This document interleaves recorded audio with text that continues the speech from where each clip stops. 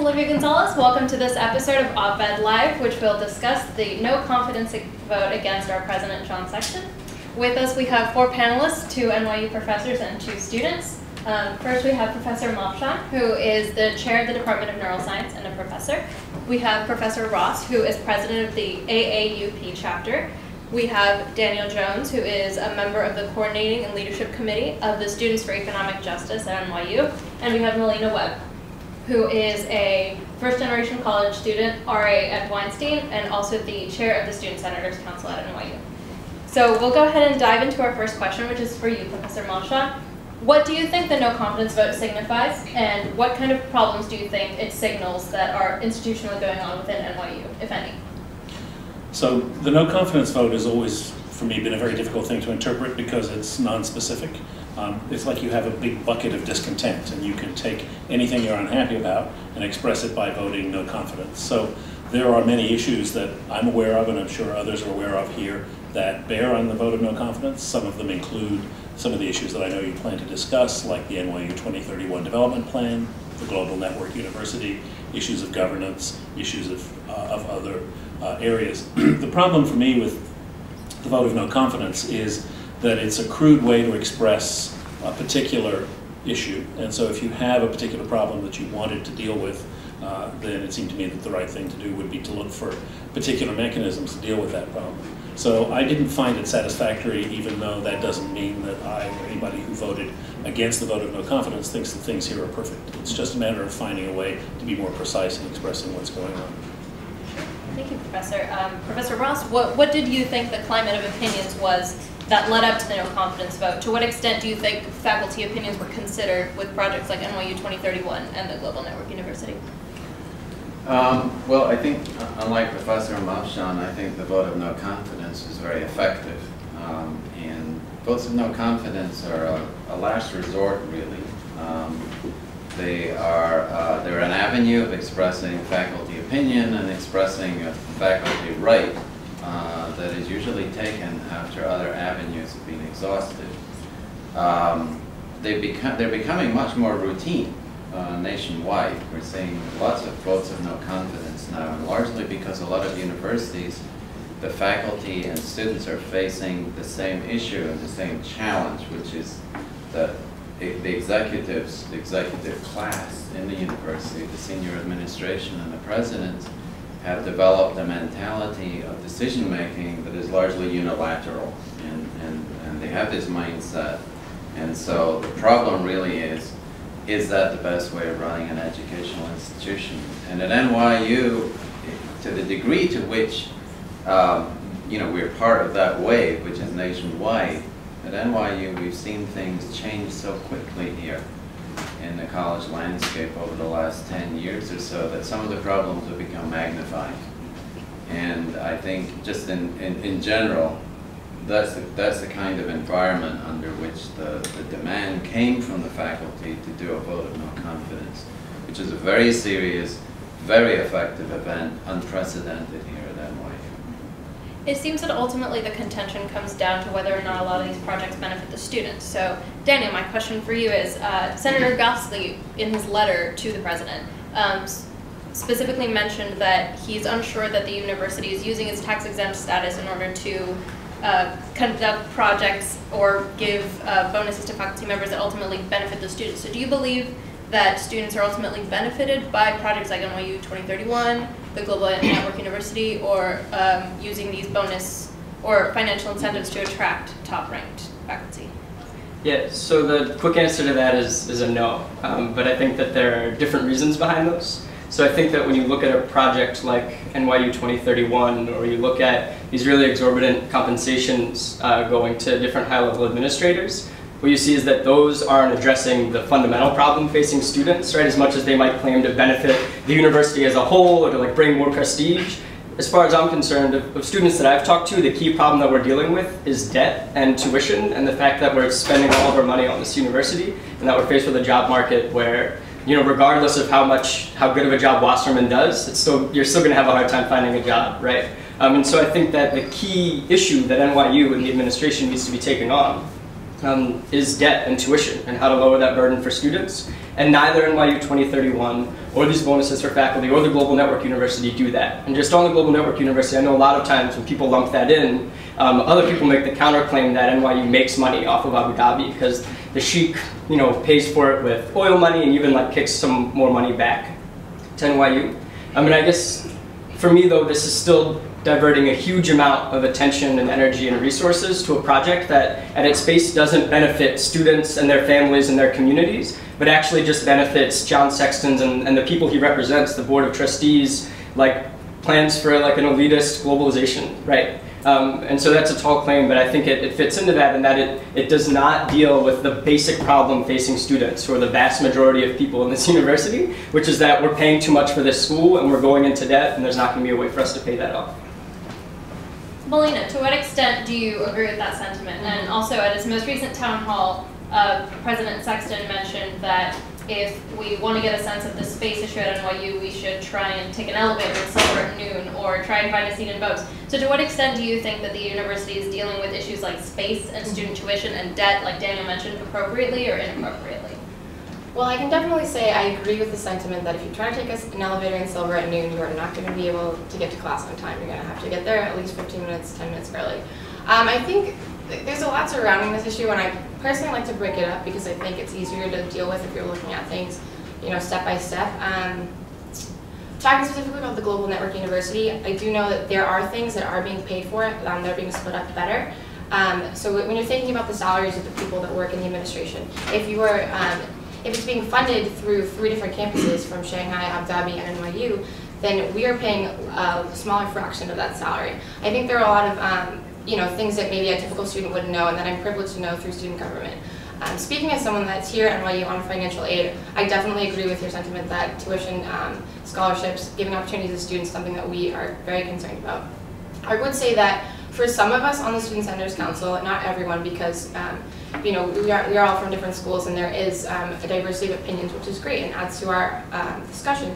We have been concerned that perhaps the administration, which primarily should be fundraising and getting more money for tuition to fund students, perhaps have been distracted by the Faculty of Arts and Science vote of no confidence because it seems to be they're demanding a lot of attention, which I think I would agree with Professor Movshon that there are mechanisms in place already where they should be used. So Professor Movshon, kind of a similar question for you. So how do you think that the university should respond to some of the issues that have been brought forth by the faculty members and the students with regards to space and student tuition?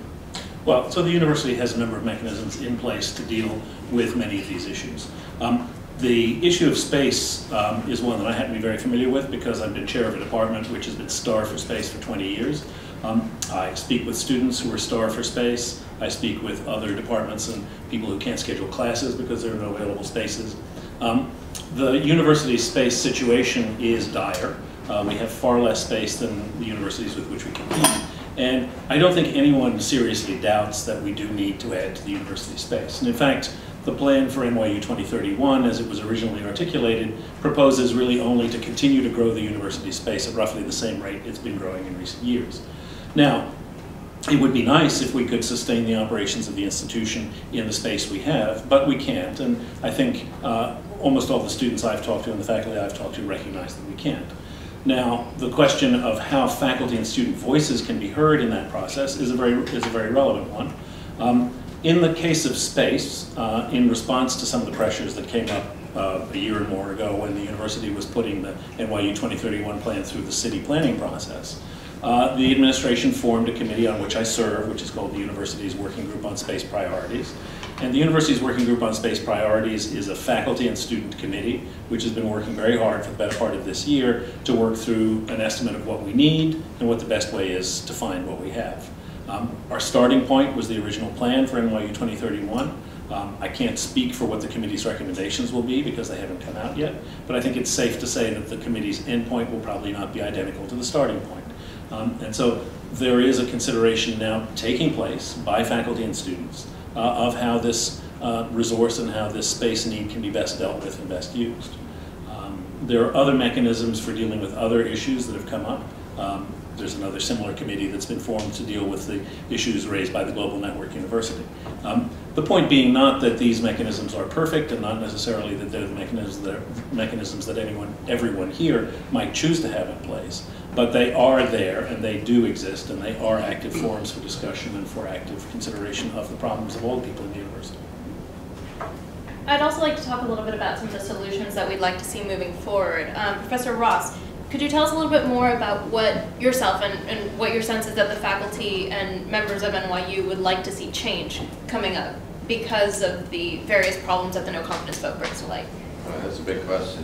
But first, before I tackle it, let me just respond a little bit to Tony's description of these committees. There is a practice of appointing, of putting together ad hoc committees, high-profile committees, and the president and senior administrators select the people who go on the committees. And that's by and large the case with the committees that Tony's describing, and as part of the governance problem, the governance challenge, and the governance crisis we have here at NYU. We have an ad-hocracy where the senior administration governs in a very ad hoc manner and not according to established avenues at all, where there's proper representation. I also wanted to underline what Daniel was saying about student debt, because I too agree with him that the student debt crisis here at NYU is a paramount factor in all of this. It's the one ranking, national ranking of NYU. We're really very near the top. That you don't hear the administration or the president ever addressing. I've never heard President Sexton talk about the student debt crisis here at NYU. Occasionally he talks about financial aid, but never addresses student debt head on. This is one metric that we should be very ashamed of. I find it very difficult to walk into my classrooms these days knowing that most of the students in the class are going into debt for decades to come, simply for the privilege of being there. And one of the answers to that really is, and I believe this very passionately, that not just students and their families, but faculty, every employee at NYU should have access to the fiscal affairs of the university. There's absolutely no justification and no reason whatsoever for having closed books here at this institution when we have a student debt crisis of this dimension. Students and their families have a right to know exactly where their tuition dollars are being allocated, where they're being spent, and there's no reason to shield that information from anyone. Because a lot of our suspicions about misspending, possible corruption and graft at the top, inappropriate salaries and compensation packages, that kind of information could very easily be cleared up if people had access to the fiscal books. And if there's one thing going forward that I think the trustees who have the power to do this could actually offer is fiscal transparency. In addition to the transparency of governance issues, fiscal transparency I think should be a basic right of everyone here at NYU. Can I just address so one of the issues, my own personal view is that the reason that the vote of no confidence went as it did was that the information about these very high levels of faculty compensation, administrative compensation, and severance packages was released to the press in the week leading up to the vote of no confidence. My personal guess is that that moved 50 votes in favor of no confidence. And I think it's a little bit misleading to be that concerned about those issues, not that I'm a fan of those packages. The problem is that all of the institutions with which we compete work in exactly the same way. The higher realms of administration in major universities are populated by people who are well compensated. And frankly, if I have an institution like NYU, which is a $3 or $4 billion enterprise, I don't think it's advantageous to run the institution with low-cost help. You want to be able to pay the price of the salaries that are required for the people who are going to do a good job running it. I'm not saying that everybody who does well is paid well and everybody who doesn't get paid so well will do less well. But there is a certain amount of compensation that's called for at the level of senior administration. And I don't think NYU's compensation is out of line with that of any of our competing institutions. So it's unfortunate that our particular compensation packages hit the press at exactly the wrong time, but there are many other institutions which have exactly the same. So, you know, that was, I regard it as more a piece of political theater than a piece of real substance, because You may not like the fact that large enterprises are run by expensive people who are well paid, but that's the way of the world, and that's the way it's true for all major institutions. I guess though, sorry if I can No, of just course. jump in. I guess though, for me, I don't think it's just the compensation packages as such that would make people upset about that. I think it's also about what they indicate about what this university is. And really, I mean, this isn't just at NYU, right? So I think it's really a problem of what universities are and what higher education is for. And so for me, right, I think that education is a human right and a public good and ought to be treated as such. And so when universities start reflecting practices that feel more appropriate in a corporate boardroom, that actually makes me feel really uncomfortable. It makes me feel like my education is at risk. You know, like John Sexton has this piece on the university as sanctuary, right? That feels like it violates that sanctified space of the university. Which gets me to the question about what ought to change. Yes, It's okay if it's not and turned of course, and Professor Ross brought up that one of the things that should be on the agenda would be this kind of fiscal transparency. So aside from that, what other things do you think as a student the administration should change in light of the no confidence vote? Yeah, and if it's okay, I might zoom out a little bit and talk about this kind of in broader terms. I'm happy to talk quick specifics as well. So I guess for me, the vote of no confidence at first sort of seems like a referendum on Sexton and his personality and leadership style. And I think that that's inaccurate for sort of the reasons that I just said, right? I think it's also, in a lot of ways, a mechanism through which we can start talking about what is public education, what is education for, not public. We can also talk about that. What are universities for? You know, are they going to be run like corporations, or are they going to be run as, sometimes in NYU Students for Economic Justice, we talk about a human rights university, right? That stands up for and fights and really privileges human rights. And for me, that takes us to a kind of an even deeper question, though, of in whose interest is the university run? Is it run in the interests of students and their families and their communities and the communities that universities are in? Or are they run in the interests of the Board of Trustees, right? Because I think if you look at who's on the Board of Trustees at NYU, it's like a who's who of who controls the economy that like orders students' lives, right? And you got people from finance, you got people from real estate, you've got people from young brands, right? So you got people from food service, you have people from healthcare, I mean like huge. You have people from finance, capital, I mean every sector that you can imagine.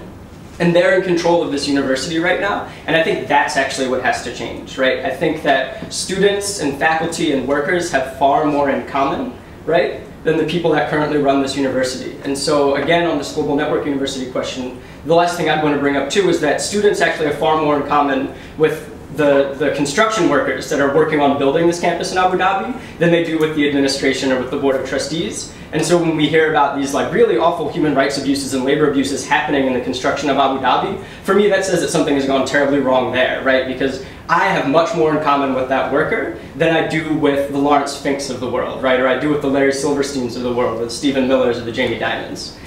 So I think that what has to change is that the university has to be run by students and faculty and workers in the interests of students, faculty, and workers. And that's deep, and that's more than just input, right? We're having a voice heard. That's talking about leadership and fundamentally transforming what this university is. Sure. So can I ask a question? I'm sorry to think of it. How do you imagine that the Board of Trustees of a university that's a nonprofit institution actually benefits in some way from the way the institution is run? You said, I think, that you thought the university was run for the benefit of the Board of Trustees, but boards of trustees at institutions like NYU don't benefit in any direct way that I'm aware of from their service. In fact, they give their service as a donation to the institution, and they often accompany that with significant financial donations. Yeah. So I think that one way of looking at that is through Students for Economic Justice's campaign right now, which is Evict Chase, to get NYU to cut all of its financial ties with JP Morgan Chase until or unless Chase starts respecting the human right to housing of New Yorkers. Right now, Chase is the leading violator of the human right to housing, throwing more families out on the street than anyone else, more money in foreclosed homes than anyone else. They're also our custodian bank. So that means that, you know, they run the staff pension funds, they issue purchasing cards for departments, wire transfers go through them and they get a cut of that. At the same time, right, Stephen Miller, VP of Chase, on the Board of Trustees, right? Or you look at the medical school, which recently floated millions, hundreds of millions of dollars in bonds, right? And the head of the Board of Trustees on the medical school, or at least he's on the Board of Trustees in those schools, Jamie Dimon, who's the CEO of Chase, right? Or when NYU is doing a project like NYU 2031, there's a good chance that the financing for that could come from Chase as well. So we want to make sure that that is not the case, right? But when NYU takes out a huge loan, finance capital benefits. When NYU engages in a huge real estate project, real estate interests benefit, right? And so I think it's important to recognize that there's a fundamental difference between the interests of students and workers and faculty and the Board of Trustees. So I'm sorry, I just had to follow that up a little bit. Where do you suppose that the money that pays for student financial aid comes from? Melina, I'd also love to hear your thoughts on, from the inside of, definitely. As a member of the Student Senators Council, it seems like a lot of the issues that come about through the no confidence vote have to do with the opaqueness of some of these things and the lack of transparency here. To what extent do you think some of this information might already be available, and what would you like to give in terms of guidance to people who would be wanting to find that information? So I think there is a lot of information out there, particularly at this time. If you're specifically want to learn more about 2031, they have an intensive website that literally has so many documents that you probably won't go through all of them. And I think that they're there for your benefit, and if you want to look at them, they have information and answers there for you. I really agree with Daniel at the time to talk, I think, for everyone at the university is now. I think the attention has been given, and we need to bring up concrete points and be sticking with the facts and looking at what exists and sort of working together, since we are in this together. This is a university that we all have common stake in. If you're a faculty member, you work here, this is your job, you probably have pride in the place that you work. If you're a student, you came here for a reason. I know there are many reasons why I came here, and I've had a great educational experience so far. And I would say, in terms of, I kind of want to respond to this notion of ad hoc committees and how they work, moving a little bit into governance and talking a little bit about access to fiscal affairs. I would say as a student, for us, ad hoc committees are appointed through myself as the chair of the Student Senators Council, and also work, through various students in different departments. So if they are close to student affairs, they may just, individually be a part of a committee. But as the chair of the Student Senators Council, we are consulted and asked to provide members to represent on specific committees regarding university, anything really at the university level, initiatives talking about the Global Network University, student affairs within that, the 2031 plan, the space priorities working group that Professor Movshon mentioned. There's a Senate Financial Affairs Committee. All this information is available on the Senate website. You can see exactly what committees there are and what they're focusing on and who's on them in terms of students, faculty, deans, administrators, and see who's working on them. So you can contact the people there to work through them and bring your issues up. We actually had a Vic Chase on one of our Student Senators Council agendas, but we didn't have the information and time to talk about it, just given we meet bi-weekly. But I've heard that it's coming back in the next 2 weeks. Right. It's very exciting. Could you spotlight a few of the things that students have made possible or that have that students have directly affected in terms of changes that affect the entire university through the Student Senators Council or through some of the other committees that are involved? So to what extent is the student voice actually being heard? So I would say one of the most direct ways that we have access to sort of influence at university is through our student affairs budget recommendations. We make them yearly. It's usually a 20-page document of things that we think should change, where money should be reallocated, where it should be allocated, things that we think should change at the university. Last year, I think something like $200,000 came towards the Wasserman program for unfunded internships. So that's $200,000 that's available to students in an amount of $1,000 each for internships that they normally wouldn't be paid for. So I think those are great strides that we are making. This year we have a pilot fund that's being started by one of the senior vice provosts for conference funding. If you're a student and you don't have the funds available to go to a conference, you can apply for them through the Student Affairs Office. I believe it'll be starting in the fall. So that's something that you'll directly have access to. Great. Professor Ross, I'd like to ask you also about what you think should be done for the faculty voice to be heard. Since part of the issues with the vote of no confidence is that the faculty doesn't feel like their opinions are taken into account in a lot of these decisions. Well, the AAUP chapter has drafted a document that informally we call it the Bill of Rights, and it's been circulating throughout the university community, and it details some of the rights that we think that the next president of NYU should be recognizing and implementing, and they're broken down into faculty rights, student rights, and also the rights of the community, because we think that NYU has a lot more responsibilities in the way of being accountable to the community that's on its doorstep, and this has been a huge point of contention with the expansion of the physical footprint of NYU in downtown Manhattan. We're hosted by communities that actively dislike NYU at this point in time, which doesn't make me or anyone else who's involved in NYU very comfortable. If you read the Bill of Rights, you can see, I can't summarize all of it here, but it includes things that are fairly well established at other universities, like faculty representation on the Board of Trustees, student representation on the Board of Trustees. We want to see We want to see the steady conversion of non-tenure track faculty positions into tenure track faculty positions, because we're going very far in the opposite direction right now. And again, this is something the administration has shown no interest in stemming or turning around. We want to see an inquiry into the causes of the skyrocketing student debt here at NYU. We want to see full student participation in that kind of inquiry. I don't want to take up too much time because I could go on and lay out all of it's a document that's in circulation, it's widely available. In fact, I think Washington Square News is linked to it.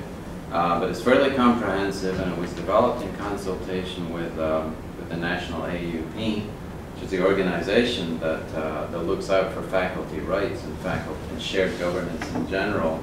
And we think the Board of Trustees at this point, in addition to removing President Sexton from office, which is what a vote of no confidence is intended to do, we think the Board of Trustees should take very seriously the Bill of Rights and in pursuit of opening up NYU to a new phase of its existence, a more open and transparent university that would really be a model for the 21st century. I mean, we have the potential to do that. And because of the upsurge of interest, including student interest now, in governance issues here at NYU, it's an opportunity we can't really pass up. Yeah, I'd love to give you, Professor Movshon, an opportunity to respond to that, but I'd also like to ask you, given that our community, our geographic community, Greenwich Village, is discontented with the way NYU is handling all of these space issues, I'd love to hear how you think we can improve our relations with our community, and also improve our relationships with our faculty if they are, in fact, feeling like their voices aren't being heard. And then afterwards, I'd love to give you guys the floor for any final remarks. Well, so let me, while I still remember them, address some of Andrew's comments. The issue of how to increase faculty representation and give them a larger voice in the university is a good one, and a number of the proposals that are in that AAUP document are those which I think I and many others endorse. The idea of faculty representation on the Board of Trustees, for example, is one that has a lot of traction in a lot of places.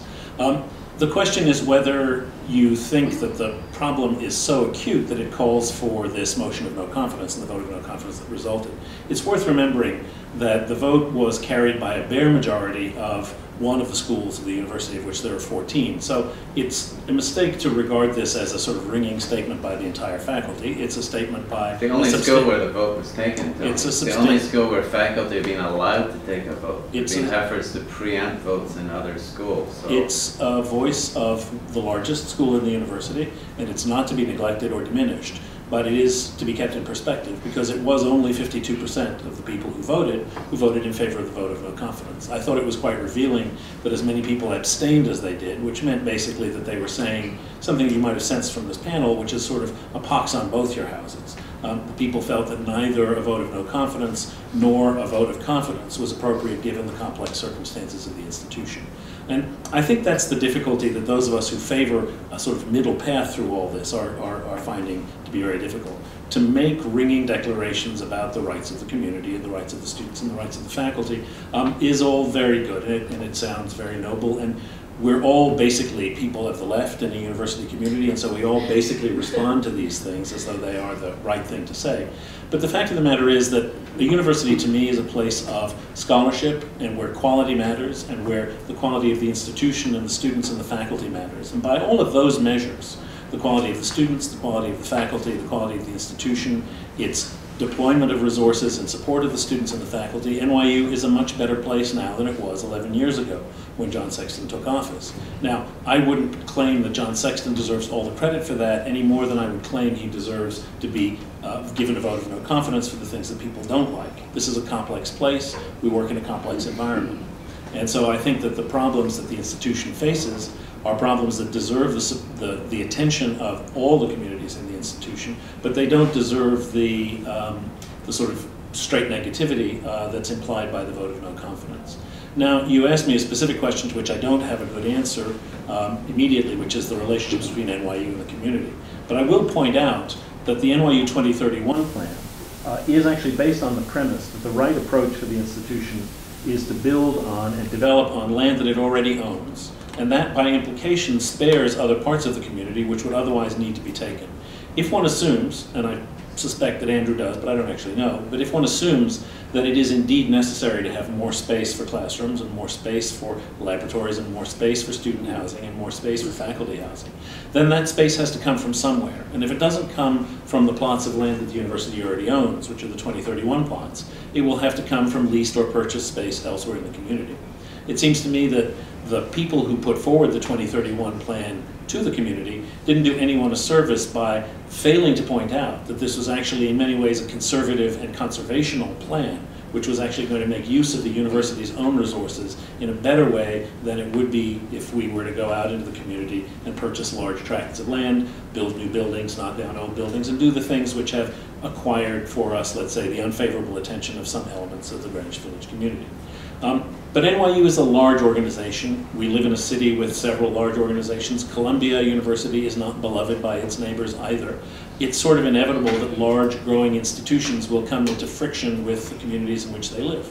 The university has a responsibility to treat the community with the respect that it deserves and with as much consideration as possible. But that doesn't mean that the institution can simply set aside its needs and prerogatives in order to accommodate every possible demand from the community. The idea is to work as comprehensively and effectively as possible. And looking through the 2031 plan, Melina mentioned the documents on the working group website, which are indeed copious and somewhat tedious. You can find that there is a great deal of information there about plans that the institution has offered for enhancing the life of the neighborhood and enhancing the community in association with the development of the spaces that it believes it needs. Now, you might think that's a bad trade, and you might, as some have argued, believe that the university can simply subsist with the space it already has and not develop anything else. I just have to assure you that as somebody who's made something of a study of this, that that's just unreasonable. It's not true, it's not possible, and so if we're going to develop, we should do it in the most responsible way. Daniel, I'd like to hear your thoughts on whether or not we are doing this in a responsible way, and then we'll close with remarks from Melina as to the same topic. Yeah, I guess just the first thing I'd say is I think the last university I want to be compared to in terms of my relationship to a community is Columbia. I mean, I think that just like the flagrant violation of the rights of that community by Columbia and their various plans is like I want NYU to get as far away from anything resembling that as possible. I mean, and yet, Daniel, I have to say that NYU competes with Columbia.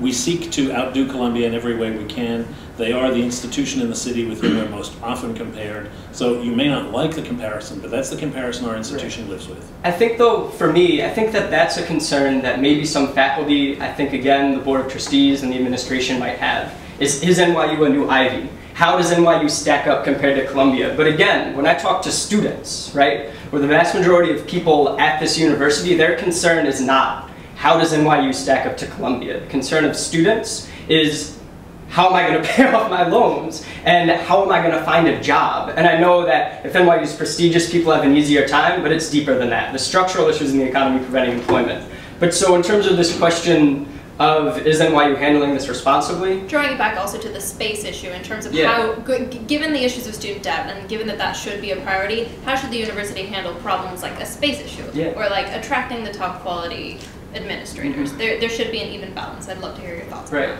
Yeah, I mean, I think the space issue is a really hard one. I mean,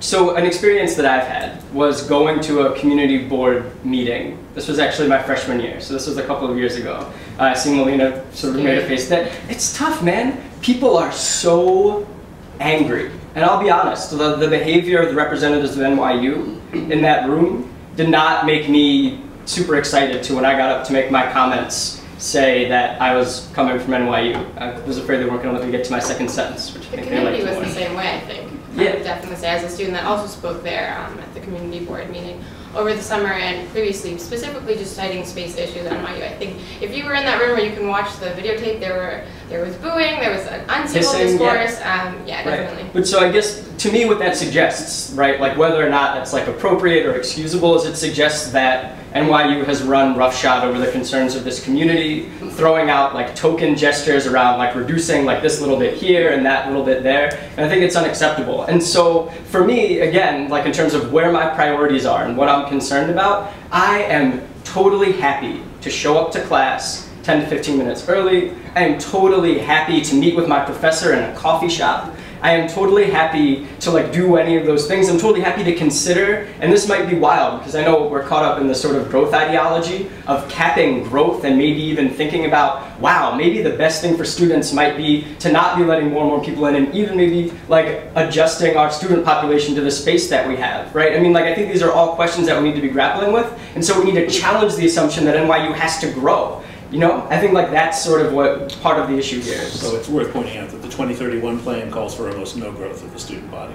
So growth is in effect being capped. Right, although I've heard that that promise was made before to the Greenwich Village community and broken. Related also to this 2031 and bringing it back to the global network university, it's possible that some of these issues of community expansion might begin to apply internationally. So as a closing remark, I'd love to hear from Melina as to what extent do you think that that is the case, and what should we keep in mind as we build campuses in other countries? I think it would be a disservice if I addressed that point before addressing some of the other things that I've heard before this. And I kind of just want to put out some facts out there so that people that are watching this today can sort of like go through and do their own work at home. I think I would first invite you to go to the Student Senators Council website. It is run by students, so there are documents that are not up there that have come in over the weekend that I will make sure I put up there so you can peruse them. I will say that students were able to make a presentation to the Board of Trustees. We've done that now for at least 4 years since I've been here, and I was fortunate enough to give it with 2 of my vice chairs on the state of student life at NYU. And since then, we've been engaged in conversations via email with many members of the trustee board, talking about different things relating to the merger with Poly, things that they want to talk about. They want to talk to students. And because we're in student government positions, we've chosen to do this as an extracurricular activity. We are the representatives trying to make sure we have those conversations with these people. In terms of getting involved, I think my philosophy has always been if you want to change something, you need to understand it first. I think, you know, as someone that came into this university not expecting to walk into this political climate, we're just wanting to do things like, you know, start scholarships for students, which we've still been able to do. The SSC started a scholarship this year. Students are working on the 1831 fund to help students here at NYU, things that I would love to talk to you more about after, Daniel. And there's just so many things I want to say, but lastly I would say in terms of faculty mechanisms for getting involved, I've encouraged, I've talked to Ted Magner, who's the chair of the current Faculty Senators Council, to have open meetings. We have open meetings once a month. It's called the University Committee on Student Life, and we encourage all students to come to them, though I'm sure most people are in class, busy, doing other things. But beyond those meetings, we have representatives from each school that are getting the information from the students within their school and bringing their perspective up to our group. So I couldn't even get to your question, but those are some of the things that I wanted to say. The open meetings sound wonderful. I know, and I mean, Ted is... But the open meetings should go all the way up. Get us in the Board of Trustees meetings should be... There are many universities where any member of the university community can walk into a trustees meeting. I just came from a conference down in Florida, Florida State University. They have sunshine laws, and anyone can attend the trustees meeting. Fact is, what the trustees do here is entirely opaque and non-transparent. We don't even have any idea when they meet, how they're appointed, why they're appointed, what they do. Not even the faculty, not even faculty in the know like Tony has any idea what's going on here. See, I didn't know I was in the know. Now that I know that I'm in the know, I'll find out. We would like to see a more open and transparent university that would be for the betterment of this educational institution. And I know we haven't really had time to talk about the GNU, but all of us know that the GNU is an enterprise that is driven from the top. It's not a faculty-driven enterprise. It's not a student-driven enterprise. The earlier generation of study abroad programs was faculty-driven for the most part. You know, the French department decided it made sense to have a study abroad program in Paris, etc., etc. But the most recent wave of branches being set up offshore, and this is not just NYU, but in other universities across the country, it's been entirely driven by administrators. And so the issue is that in the best interest of an educational institution when administrators, many of whom have no academic credentials whatsoever, are making those decisions? On that very important note, we should probably close because of time issues, but thank you all very much for being here. And if you have any questions, please feel free to email us at opinion@nyunews.com. Thank you so much.